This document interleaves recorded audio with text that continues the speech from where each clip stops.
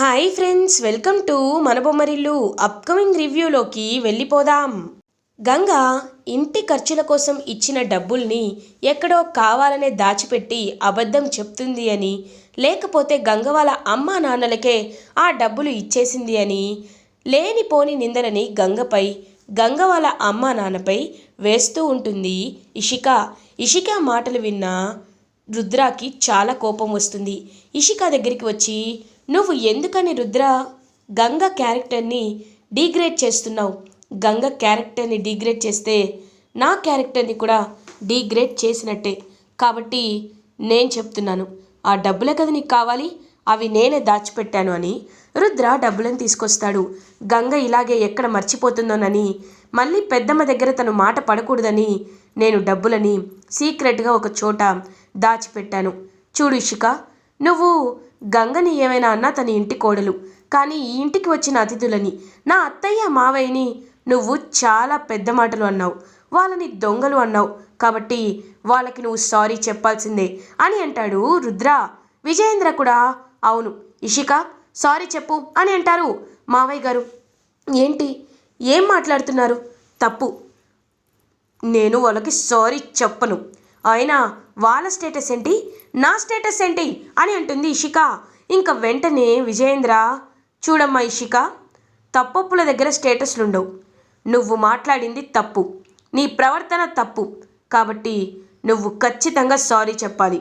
లేకపోతే శకుంతల చెప్పు, న్యాయాలు నువ్వే చెప్పు శకుంతల, ఎప్పుడు ధర్మం వైపే ఉంటాను అంటావు కదా శకుంతల అని అంటారు విజయేంద్ర.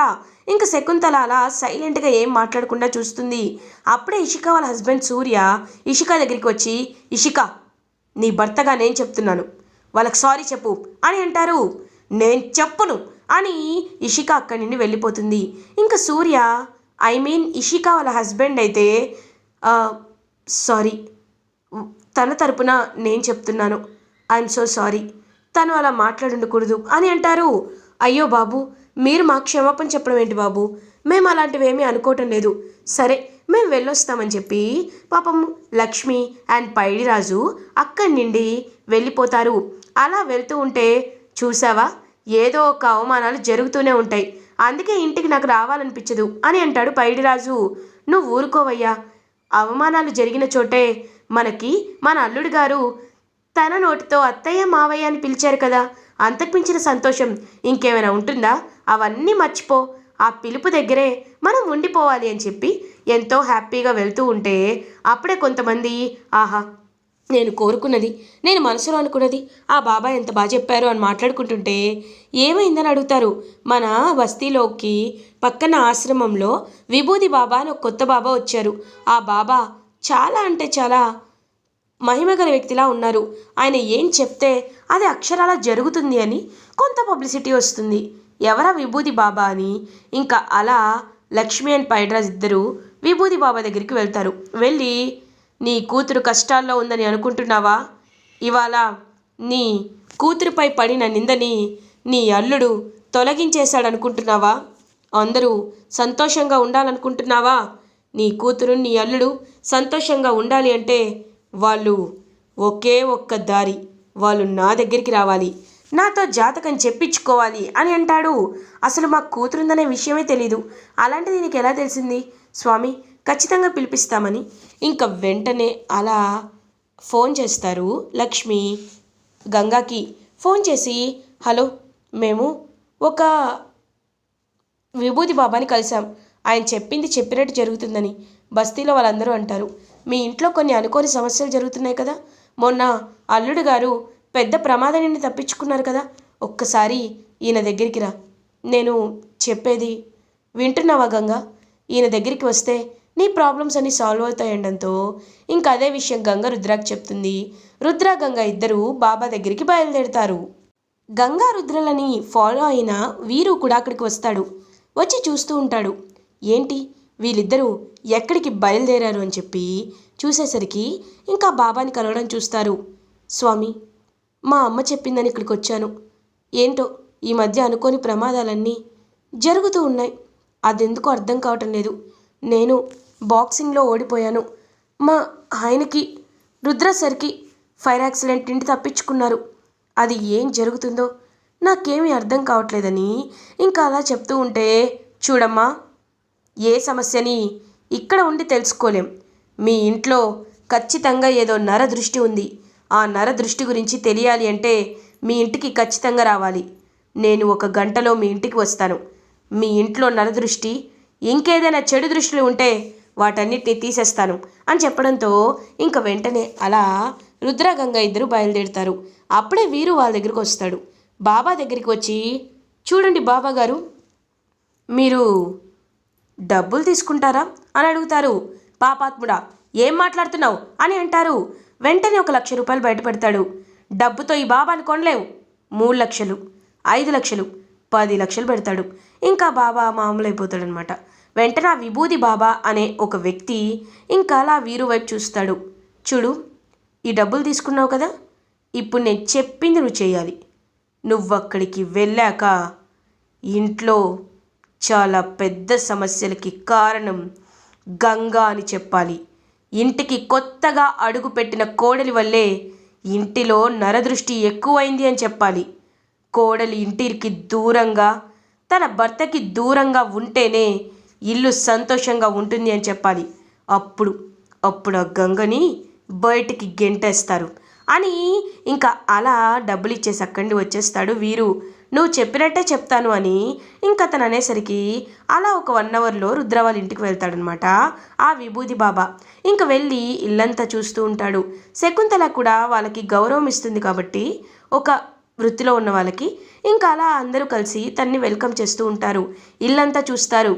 ఖచ్చితంగా ఈ ఇంట్లో నరదృష్టి ఉంది అని చెప్పి ఇంకా అలా చుట్టూ చూసి అంతా చేస్తూ ఉంటే వీరు మాత్రం సైలెంట్గా ఏమీ మాట్లాడకుండా టెన్షన్ పడుతూ ఉంటాడు. గంగా ఏమో వీరు వైపు చూస్తూ ఉంటుంది. ఇంకా అలా అందరూ కలిసి బాబాని చూస్తూ ఉంటారు. బాబా మొత్తం చూసి, చూడండి, ఈ ఇంట్లో ఇన్ని రోజులు నరదృష్టి చాలా ఎక్కువగా ఉంది. ఎవరెవరో మీ ఇంట్లోకి కోడలిగా అడుగు పెట్టాలి అనుకున్నారు. కానీ బంగారం లాంటి అమ్మాయి మీ ఇంట్లో అడుగు పెట్టింది. కాబట్టి మీరు ఇంకా ఏమీ ఆలోచించాల్సిన అవసరం లేదు. ఈ అమ్మాయి ద్వారానే మీ ఇంట్లో మంచి జరుగుతుంది. అంతా శుభాలే జరుగుతాయి. ఈ అమ్మాయిని మీ ఇంటి కోడలిగా ఒప్పుకోండి. అన్ని అర్హతలు ఉన్న అమ్మాయిని మీరే ఇంటి కోడలిగా ఒప్పుకోకపోతే ఇంకా ఇంట్లో ఎలాంటి సంతోషం ఉంటుంది? వీళ్ళని సంతోషంగా ఉండేలా మీరే చూసుకోవాలి. తన్ని అడుగడుగునా నువ్వు సపోర్ట్ చేస్తూ ఉండాలి. తనకి తోడుగా అండగా నిలబడాలి అని శకుంతలకి ఆ బాబా చెప్తాడు. ఒక్కసారిగా షాక్లో ఉండిపోతారనమాట శకుంతల. ఇంకలా గంగా వైపు చూస్తూ ఉంటారు. రుద్ర కూడా అలా ఆలోచిస్తూ ఉంటాడు. శుభం భూయాత్ అని అక్కడి నుండి వెళ్ళిపోతూ ఉంటే ఇంక గంగా ఏమో అలా వీరు అండ్ ఆ బాబా దగ్గరికి వస్తుంది. వీరు అలా చూస్తూ ఉంటాడు గంగా వైపు. ఆహా అన్నయ్య, ఎంత బాగా చెప్పించావో, నేను కోరుకున్నది ఇదే కదా అని అంటుంది. ఒక్కసారిగా ఇంకా ఫ్లాష్ బ్యాక్లోకి వెళ్తారు. ఎప్పుడైతే గంగా అండ్ రుద్ర వెళ్ళిపోగానే వీరు బాబా దగ్గరికి వెళ్తాడో అదే టైంకి ఇంకా అలా తన ఫోన్ తీసుకోవడానికి వెనక్కి వస్తుంది. తన ఫోన్ కోసం వెనక్కి వస్తుంది అనమాట గంగా, సంథింగ్ పని కోసం. ఇంకా వెంటనే అలా చూస్తూ ఉంటుంది. వీరు బాబాతో మాట్లాడడం వింటుంది. అదంతా తనే ఫోన్లో వీడియో రికార్డ్ చేస్తూ ఉంటుంది. చేసి వీరు తన మాటలు ఫినిష్ అవ్వగానే గంగా వీరు దగ్గరికి వెళ్ళి, అన్నయ్య, ఏంటి ఇంట్లో నుండి నన్ను శాశ్వతంగా పంపించేయాలి అని ఈ బాబాతో సారీ ఇలాంటి డబ్బులు తీసుకునేవాడితో ఇలా ప్లాన్ చేయించావా? అందుకే నేను వెళ్తున్నట్టే నటించి మళ్ళీ వెనక్కి తిరిగి వచ్చాను. ఇప్పుడు మీరు మాట్లాడుకున్నదంతా ఇదిగో, నువ్వు ఇతనికి 10 లక్షలు ఇచ్చిందంతా ఇందులో రికార్డ్ అయింది. కాబట్టి నేను చెప్పేది జాగ్రత్తగా విను.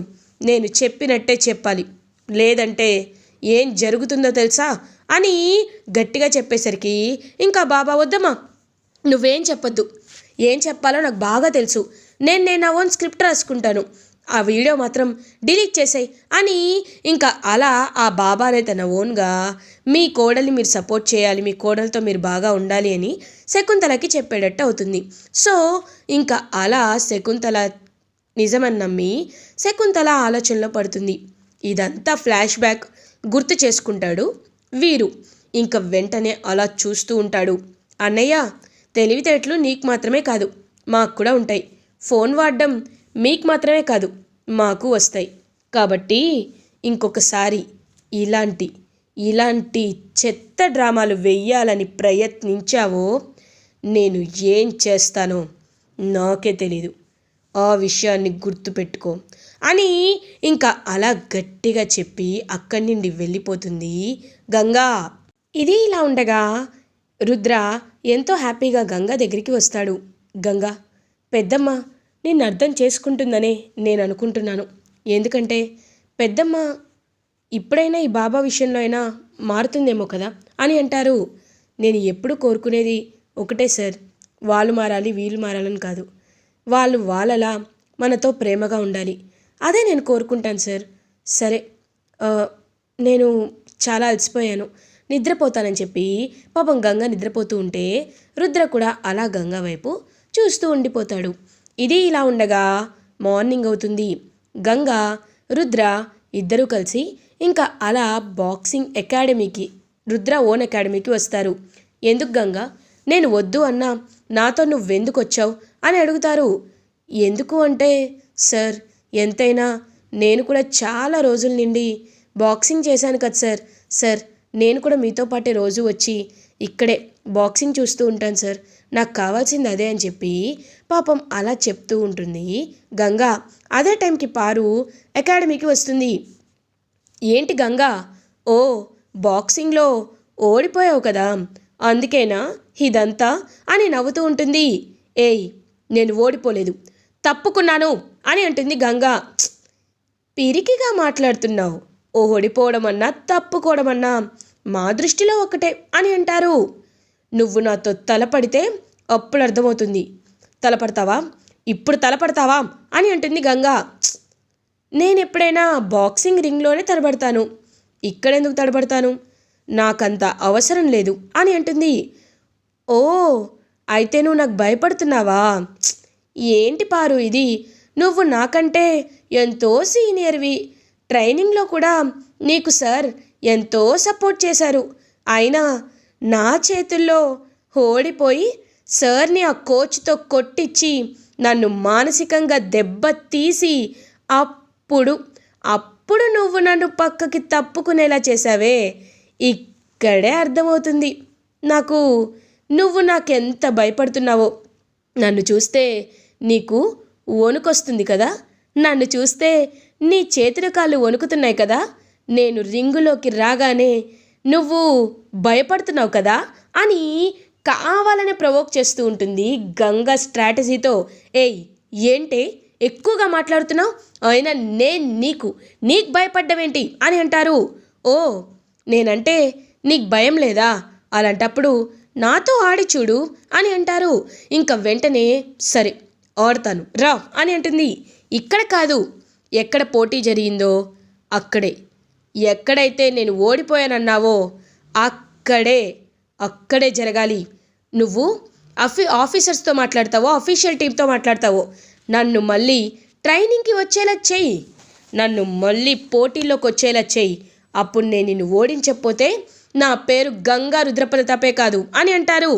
నీ కాన్ఫిడెన్స్ చాలా ఎక్కువైంది, నిన్ను ఓడించడానికైనా నిన్ను బరిలోకి తీసుకొస్తాను, అఫీషియల్స్తో మాట్లాడి నా తరపున నిన్ను బరిలోకి తీసుకొస్తానని ఇంకలా అక్కడి వెళ్ళిపోతుంది పారు. రుద్ర ఒక్కసారిగా షాక్ అవుతాడు. ఏం మాట్లాడుతున్నారు గంగా నువ్వు అని అంటారు. సార్, మీరు ఏమన్నారు సార్, నా గురించి మీరు బాధపడ్డారు కదా, మీరు నన్ను నా కోసమే ఓడిపోయారని చాలా బాధపడి మీరు చాలా నరకం అనుభవించారు. మీ బాధ నేను చూశాను, అందుకే కావాలనే ఆ పారుని రెచ్చగొట్టాను సార్. ఇప్పుడు చూడండి, తనే నన్ను ఆడేలా చేయడానికి ఎంతలా ఆలోచిస్తుందో. నేను ఆడితే తను ఓడిపోవాలి కదా సార్, దీన్నే ఒక్కొక్కసారి చాణక్య నీతి అంటారు సార్. ఎదుటి వాళ్ళ ఎమోషన్స్తో ఆడుకొని రెచ్చగొట్టాలి. తను నా ఎమోషన్స్తో ఆడేసుకుంది, ఇప్పుడు నేను తన ఎమోషన్స్తో ఆడేసుకున్నాను అని అంటుంది గంగా. సూపర్ గంగా, నిజంగా నీ తెలివితేటలు చూస్తే ఒక్కొక్కసారి నీకు హ్యాట్స్ ఆఫ్ కొట్టాలనిపిస్తుంది అని అంటారు రుద్ర. సార్ ఏం పర్లేదు, రండి సార్ మనం వెళ్దామని చెప్పి ఇంకా అలా వెంటనే అక్కడి నుండి వెళ్ళిపోతారు గంగా అండ్ రుద్ర. మళ్ళీ బాక్సింగ్కి రుద్ర గంగాని మళ్ళీ తను పోటీల్లోకి తీసుకురావాలని ట్రై చేస్తూ ఉంటుంది పారు. ఇలా ఎపిసోడ్ ఎండ్ అవుతుంది. ఫర్దర్ ఎపిసోడ్ రివ్యూస్ ముందుగా మీకు కావాలి అనుకుంటే మా ఛానల్ని సబ్స్క్రైబ్ చేసుకోండి. Thanks for watching.